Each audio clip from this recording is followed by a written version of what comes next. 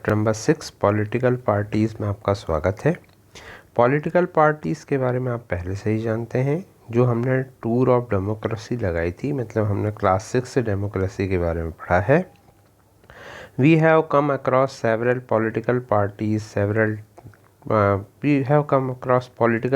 Several times. हमने कई बार ये शब्द सुना और आप बहुत अच्छे से जानते हैं। तो हम ये भी जानते हैं कि रोल ऑफ पॉलिटिकल पार्टी जो है वो है in the rise of democracy में उनका बहुत महत्व है, in the formation of constitutional design और इलेक्टोरल पॉलिटिक्स में भी पार्टीज़ का बहुत ज़्यादा कंट्रीब्यूशन है, and in making and working of government, और इनका काम मेकिंग और वर्किंग ऑफ गवर्नमेंट में भी है। अब हम इसमें पढ़ेंगे in this textbook we will see political parties को as a vehicle of federal sharing of political power. हम उनको व्हीकल के रूप में देखेंगे कि वो पॉलिटिकल पावर की फेडरल शेयरिंग में काम करती है, and as negotiators of social divisions in the arena of democratic politics. Let us take a close look at the nature and working of political parties. तो अब हम देखते हैं कि कैसा नेचर है और कैसी वर्किंग है पॉलिटिकल पार्टीज़ की। तो हम इसको शुरू करेंगे। We begin by asking 2 question. तो हमारे अंदर 2 क्वेश्चन आते हैं, या हमारी इच्छा 2 क्वेश्चन से ये जानने की होती है कि why do we need political parties, कि आखिर हमारे देश में पॉलिटिकल पार्टीज़ की ज़रूरत क्या है, and how many parties are good for a democracy, और भाई कितनी पार्टीज़ का होना ज़रूरी है डेमोक्रेसी में। तो in the light of these, इस संदर्भ में we introduce national and regional parties in today's India, and then look at what is wrong with political parties and what can be done about it. तो सबसे पहला question है why do we need political parties? तो political parties एक visible institution है democracy में। यदि आप कोई ऑर्डिनरी सिटीजन, खासकर जो कम एजुकेटेड व्यक्ति गांव के हैं, यदि आप उनसे पूछें and speak about less educated citizen, तो वो भले ही हमारे कॉन्स्टिट्यूशन के बारे में उतना अच्छा नहीं जानते हैं, परंतु आपको ये चांस हो सकता है कि वो हमारी पॉलिटिकल पार्टीज़ के बारे में बहुत अच्छे से जानते हो, या जो भी जानते हो पर वो जानते हैं। At the same time visibility does not mean popularity, और विजिबिलिटी का मतलब पॉपुलरिटी नहीं। अब बहुत सारे लोग बहुत क्रिटिकल रहते हैं पॉलिटिकल पार्टीज़ के। वो अक्सर जो भी कुछ गलत होता है देश में उसके लिए पॉलिटिकल पार्टीज़ को जिम्मेदार ठहराते हैं। They tend to blame parties for all that is wrong with our democracy and our political life. Parties have become identified with social and political division, और कई जगह तो लोगों में सोशल और पॉलिटिकल डिवीज़न पार्टी को लेकर के पाया जाता है। तो इसीलिए ये एक नेचुरल क्वेश्चन बनता है हमारे मन में कि क्या हमें पॉलिटिकल पार्टीज़ की ज़रूरत है। लगभग 100 साल पहले बहुत कम देश थे जहाँ पर पॉलिटिकल पार्टीज़ थी। आज बहुत कम ऐसे देश हैं जहाँ पॉलिटिकल पार्टी नहीं है। तो क्यों पॉलिटिकल पार्टी ओमनी प्रेजेंट हो गई? ओमनी प्रेजेंट मतलब सब जगह कैसे व्याप्त होगी डेमोक्रेसी में ऑल ओवर द वर्ल्ड। तो let us first answer what political parties and what they do before we say why do we need them. तो सबसे पहले पॉलिटिकल पार्टी का मीनिंग जानेंगे। अब political party group of people होती है who come together to contest election and hold power in government. ये वाली मीनिंग आपको याद रखनी पड़ेगी, क्योंकि ये अक्सर पूछी जाती है। They agree on some policies, तो ये लोग सब मिलकर के क्या करते हैं, चुनाव लड़ते हैं, गवर्नमेंट बनाते हैं, उनकी कुछ कॉमन पॉलिसीज़ और प्रोग्राम होते हैं जिसमें वो सारी सोसाइटी के बारे में सोचते हैं, लोगों के वेलफेयर के बारे में सोचते हैं, with a view to promote the collective good. Since there can be different views, अब इसमें क्या होगा, अलग अलग पार्टीज़ के अलग अलग व्यूज़ हो सकते हैं कि what is good for all. So parties try to persuade people why their policies are better than other. तो पार्टी क्या करती हैं, अपनी मैनिफेस्टो के द्वारा, अपने घोषणा पत्र के द्वारा लोगों को परसुएट करती हैं। परसुएट करती हैं मतलब मनाती हैं। They seek to implement these policies by winning popular support through election. और वो सीख करती हैं मतलब खोजती हैं इनको इम्प्लीमेंट करके कि popular support in through elections उनको इसमें इनकी पॉलिसीज़ में मिलता है। तो जो पॉलिटिकल पार्टीज़ हैं दे reflect fundamental political division in society. तो सोसाइटी में उनके कुछ फंडामेंटल पॉलिटिकल डिवीज़न है कि भाई कोई पार्टी क्या करेगी, कोई पार्टी का क्या विचार है, किस क्षेत्र में वो आगे बढ़ेगी। तो parties are about a part of society, इसलिए उनको पार्टीसनशिप भी कहा जाता है। तो पार्टी जो होती है वो किसी पार्ट के लिए जानी जाती है कि भाई वो किस पार्ट के लिए स्टैंड होती है। अलग अलग पार्टी अलग अलग मुद्दों को लेकर चलती है। तो परंतु किसी भी पॉलिटिकल पार्टी के 3 कंपोनेंट होते हैं। पहला होता है उसके लीडर, दूसरा होता है उसके एक्टिव मेंबर्स, और थर्ड होते हैं उसके फॉलोअर्स। अब पॉलिटिकल पार्टी करती क्या है? तो पॉलिटिकल पार्टी आपको समझ में आ गई होगी। अब पॉलिटिकल पार्टी के 3 कंपोनेंट समझ में आ गया। पॉलिटिकल पार्टी करती क्या है? सबसे पहला वो इलेक्शन लड़ती है। बहुत सारी डेमोक्रेसी में इलेक्शंस जो होते हैं वो कैंडिडेट जो पॉलिटिकल पार्टीज रखती हैं उनके द्वारा लड़े जाते हैं।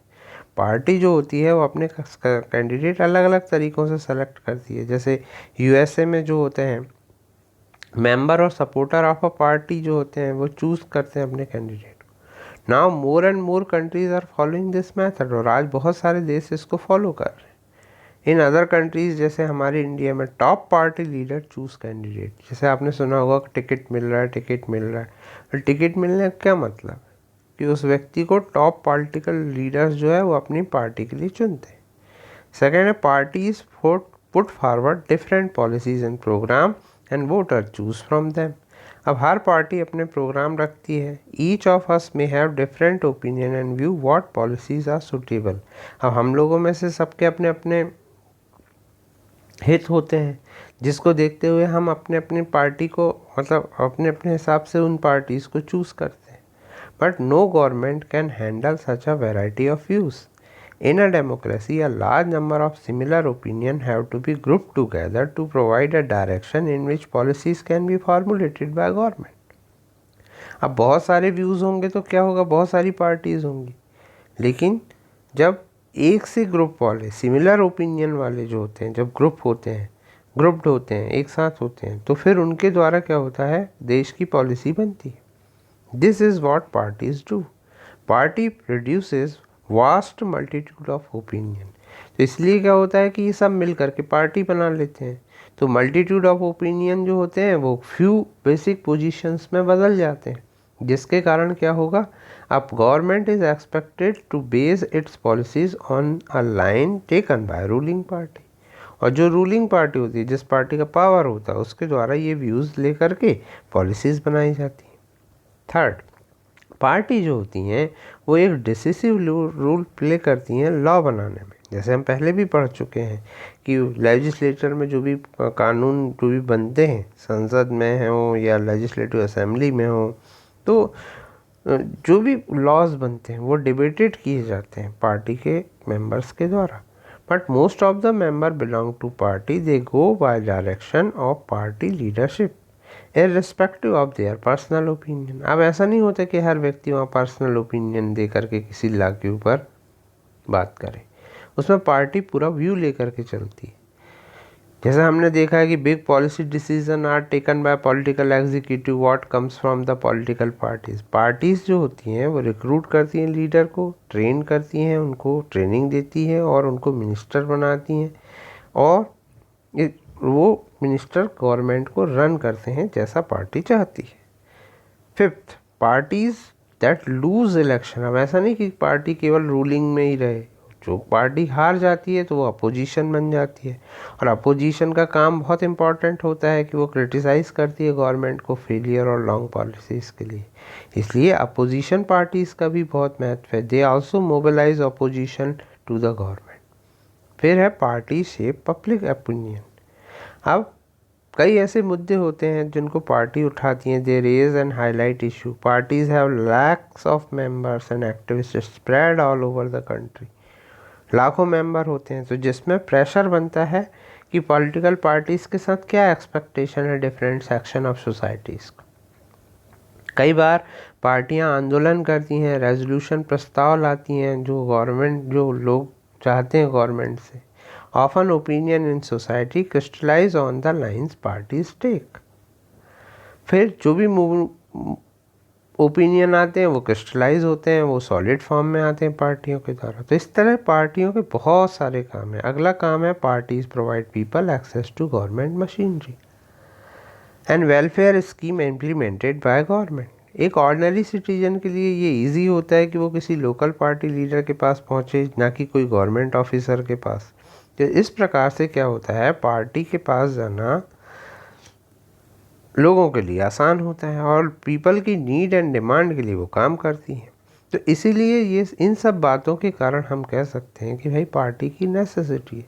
अब हम पढ़ेंगे कि क्यों नेसेसिटी है। हमने देखा कि पार्टीज़ क्या करती हैं, तो अब नेसेसिटी क्यों है ये तो आप खुद ही निकाल सकते हैं, लेकिन फिर भी हम पढ़ते हैं। We need political parties.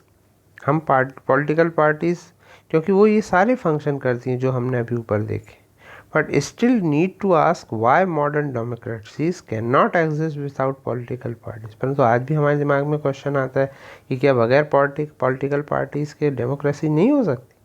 तो हम इसको समझ सकते हैं, we can understand the necessity of political party by imagining a situation without party, कि भाई कोई पार्टी ही नहीं है, हर कैंडिडेट इंडिपेंडेंट है। तो एक व्यक्ति, यदि हर व्यक्ति अपना अपना इंडिपेंडेंट है, हर जगह अपना लग रहा है, लोग अपना चुनाव लड़ रहे हैं, so no one will be able to make any promises to people about any major policies change. Government में be form but its utility will remain ever uncertain. अब गवर्नमेंट भी बनेगी लेकिन सब आदमी अपने अपने क्षेत्र के लिए देख रहे हैं। Elected representative will be accountable to their constituency. Constituency मतलब चुनाव क्षेत्र के हिसाब से वो लिएबल रहेंगे, अपने जिम्मेदार रहेंगे। पर कोई भी कंट्री के बारे में नहीं सोचेगा कि पूरी कंट्री एज अ होल क्या किया जाए। जैसे हम देख सकते हैं कि पंचायत के जो इलेक्शन होते हैं तो उसमें क्या होता है, विलेज जो होते हैं वो दो भागों में फैक्शन में टूट जाते हैं और वो फिर अपने क्षेत्रीय हितों को देखने लगते हैं। तो इससे क्या होता है, विलेज का जो है जो भाग जिस रूलिंग पार्टी से जुड़ा होता है उसका विकास होता है, जो नहीं जुड़ा होता है उसका विकास नहीं हो पाता। तो that is the reason we find political parties in almost all countries of the world. और इसीलिए क्या होता है, पूरे वर्ल्ड में पॉलिटिकल पार्टीज पाई जाती हैं, चाहे ये कंट्री छोटे हों, बड़े हों, ओल्ड हों, न्यू हों, डेवलप्ड हों, डेवलपिंग हो। तो ये राइज ऑफ पॉलिटिकल पार्टी जो है वो डायरेक्टली लिंक है इमरजेंस ऑफ रिप्रेजेंटेटिव डेमोक्रेसीज की। जो रिप्रेजेंटेटिव डेमोक्रेसी आज उभर कर आ रही है, इमरजेंस हो रहा है, उसके लिए सारे जो पॉलिटिकल पार्टीज़ हैं उनका लगातार विकास हो रहा है। As we have seen, large societies need representative democracy. As a society become large and complex, society जो होती हैं बड़ी हो जाती हैं तो उनको कुछ एजेंसी की ज़रूरत पड़ती है। तो वे कुछ तरीके चाहती हैं जिससे वो वेरियस रिप्रेजेंटेटिव्स को साथ में लाया जाए और एक रिस्पॉन्सिबल गवर्नमेंट बनाई जाए। एक ऐसा मैकेनिज़्म चाहती हैं, जो बड़ी बड़ी सोसाइटीज़ होती हैं वो ऐसा मैकेनिज़्म चाहती हैं कि वो सपोर्ट करें और रिस्ट्रेन करें गवर्नमेंट को, गवर्नमेंट के ऊपर कंट्रोल करके भी रखें, पॉलिसी बनाएं, जस्टिफाई करें, अपोज करें। तो ये सारे काम जो है सोसाइटी अपने रिप्रेजेंटेटिव के माध्यम से करती हैं। और चूँकि कई जगह जो सोसाइटीज़ हैं, चूँकि देश में अलग अलग जगह अलग अलग तरह के लोग हैं, पर उनके जो कॉमन व्यूज़ को लेकर के पार्टी बनाई जाती है। Political parties fulfill these needs that every representative government has. तो इसलिए हम कह सकते हैं कि parties are a necessary condition for democracy. अब डेमोक्रेसी के लिए पार्टीज़ इन सभी चीज़ों को देख करके हम कह सकते हैं कि भाई एक मैकेनिज़्म की ज़रूरत है हमें पूरे देश को चलाने के लिए। हमें इंडिविजुअल व्यक्ति के बारे में नहीं सोचना है, तो इसके लिए हमें पार्टी की ज़रूरत है। अब एक अगला क्वेश्चन जो हमने पहले ही देखा था कि कितनी पार्टी होना चाहिए। तो एक डेमोक्रेसी में बहुत सारी पॉलिटिकल पार्टीज होती हैं एक कंट्री में। 750 पार्टीज़ जो है इलेक्शन कमीशन में इंडिया में रजिस्टर्ड है। पर ये सारी पार्टीज़ जो है वो सीरियस नहीं है इलेक्शन को लेकर के। Usually only handful of parties are there. वो कुछ हैंडफुल मतलब मुट्ठी भर पार्टीज़ हैं जो इलेक्शन लड़ती हैं और गवर्नमेंट बनाती हैं। तो how many major effective parties, तो अब ये क्वेश्चन मन में आता है कि जब 750 पार्टीज हैं तो कितनी पार्टी होना चाहिए। कुछ कंट्री में केवल एक ही पार्टी को कंट्रोल करना और गवर्नमेंट रन करने के लिए कहा जाता है, तो ऐसी कंट्री को वन पार्टी सिस्टम कहा जाता है। परंतु वन पार्टी सिस्टम कोई अच्छा ऑप्शन नहीं है, क्योंकि ये तो नॉन डेमोक्रेटिक है कि भाई एक ही पार्टी जो है राज्य कर रही है। Any democratic system must have at least 2 parties. किसी भी डेमोक्रेटिक सिस्टम में कम से कम 2 पार्टी तो होना चाहिए, ताकि वो compete करें इलेक्शन में, फेयर चांस उनको मिले, और वो पार्टी में मतलब पावर में आए तो लोग उनको देखें कि भाई उनके पास ऑप्शन रहे कि यदि ये पार्टी अच्छे से काम नहीं करी तो दूसरी पार्टी हम चूज़ कर सकते हैं। फिर कई जगह क्या होता है कि सेवरल पार्टीज हो सकती हैं, लेकिन 2 main parties have serious chance of winning majority seat to form government. तो ऐसी पार्टी सिस्टम को 2 पार्टी सिस्टम कहा जाता है। जैसे यूनाइटेड स्टेट ऑफ अमेरिका और यूनाइटेड किंगडम जो है वो 2 पार्टी सिस्टम के एग्जाम्पल है। लेबर पार्टी आपने सुना होगा, और एक और कौन सी पार्टी वो आपको पता लगाइए। फिर है if several parties compete for power. अब कई पार्टी यदि किसी देश में compete करती हैं तो उसको सेवरल पार्टी या मल्टीपल पार्टी सिस्टम कहते हैं, जैसे इंडिया में हमने देखा।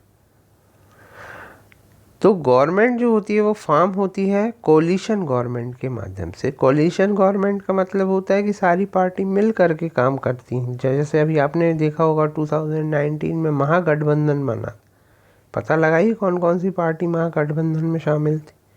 तो इसको अलायंस और फ्रंट भी कहा जाता है।